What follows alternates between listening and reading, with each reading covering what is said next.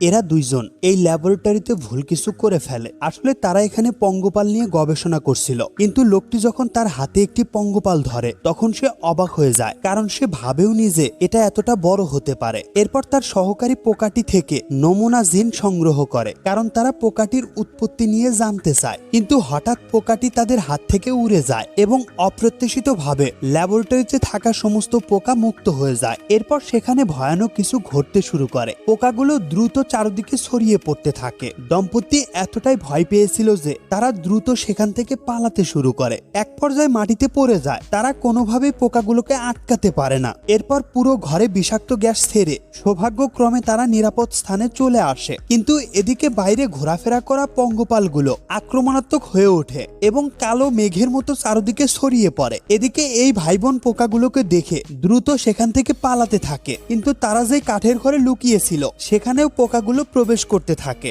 ভিডিওটির পার্ট 2 দেখার জন্য একটি লাইক দিয়ে কমেন্ট করে জানাতে পারো।